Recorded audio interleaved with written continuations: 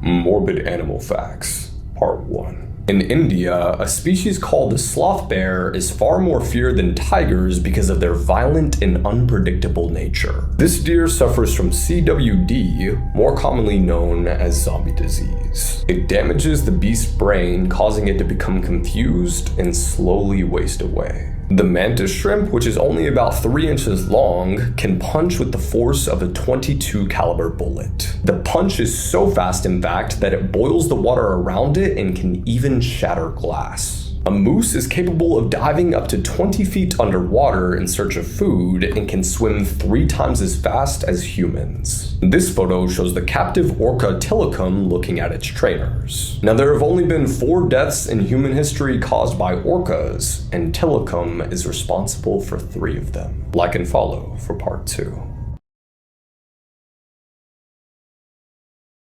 The Bob Ross theory. Everyone knows who Bob Ross is, an extremely talented and upbeat painter, known for always being calm, cool, and collected, and of course always having a smile on his face. There's speculation that he was actually a serial killer because of this painting right here. This painting is called Happy Little Accidents. Looks like just a normal forest landscape, but this is where they found 5 female bodies, half eaten and completely unalived. This photo of this crime scene and the painting are extremely similar. My question to you guys is, could it just be a coincidence, or could Bob Ross actually have been depicting his murders the whole time in pictures? No. What do we do now?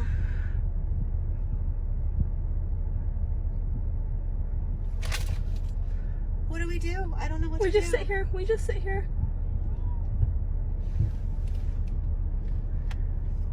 Holy shit. I don't know what we do. We just stay here. Just stay here. We should have gone the other side of the... Just stay here. Just stay here. Just stay. Just stay. Just stay. Just stay. Stop moving. Just stay. This car's gonna hit me. Just stay. Don't leave your vehicles, you idiots. It's okay. Okay, go. Go, go, go, go, go, go. Go straight, go straight, go straight, go straight, go straight, go straight. Okay. Do I stay behind Can you her get yet? over if you can? Get over if you can. See, look, it's just brush. We're okay. We're okay. Just keep.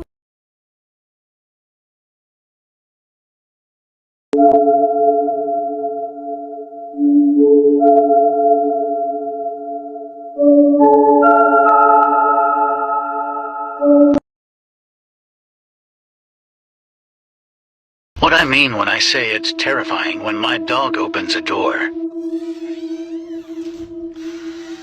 Oh my god, that is horrifying. Holy frick. Dog.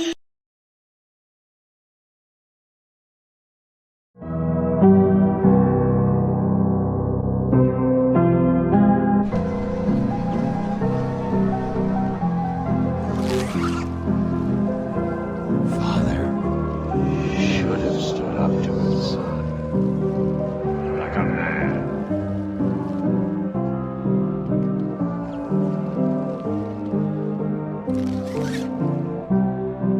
Mom?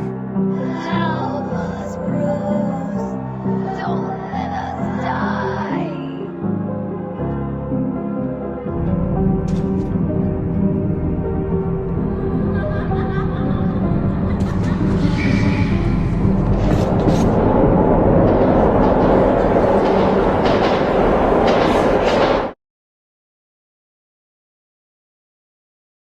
I will never help a random stranger out in the street, no matter how convincing they are. This happened to me back in 2007. I was 9 years old and my brother was 14. My mom had sent us out of the house with about $30 to go to a movie and maybe get a bite to eat afterwards. After watching the movie, it was getting pretty dark and I was ready to go home, but my brother wanted to get something to eat first, and we agreed to walk to McDonald's, which was only a couple blocks from the movie theater. On our way there, we were stopped and approached by a man. He had a friendly smile plastered on his face, and he was holding his child's hand. Didn't seem to be anything off about this man. He was average looking, and seemed to be nothing more than a father having a day out with his son. "Hey, do you two think you could give my son and I a hand real quick?" he asked. "We need help loading a mattress onto the back of our truck. The truck is just up the road." "Sorry, but we don't really have time," my brother said. It was at this time I noticed the little boy. He was about 8 years old, and he looked abnormally thin. He had a blank expression on his face, and wore clothes that were much too big for him. Turned my attention back to the man, who was now mumbling to my brother about how it would only take a second. My brother kindly declined again. Being the helpful kid that I was, I joined in with the man and tried to persuade my brother that we should help them out. I turned to my brother, who was now staring down at the little boy. My brother had a disturbed expression on his face as he looked down at the child. The child stared back at my brother blankly. I didn't understand why my brother had that look on his face.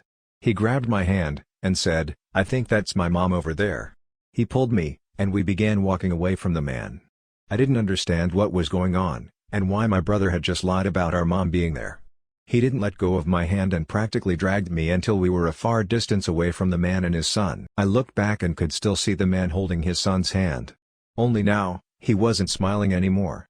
He had a look of fury on his face, and he yanked the little boy by the arm and they walked away.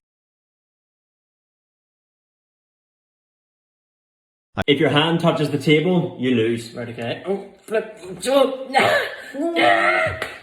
What's the magic trick? What? Ah! That's a 10 out of 0 out of 10. Next, read the magic trick watch. Ridiculous.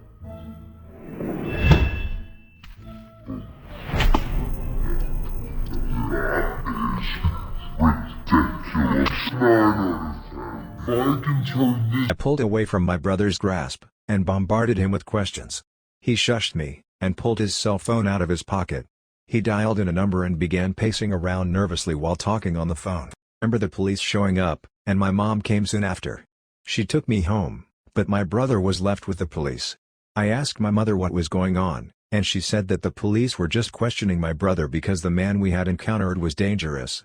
That's all she told me, and I went to bed. By the next morning, I had almost completely forgotten about the incident, and things went back to normal. It wasn't until a few days ago that these memories flooded back into my mind. I decided to call my now 22-year-old brother to get some answers. When I brought the ordeal back up him, he finally gave me the information I wanted to know.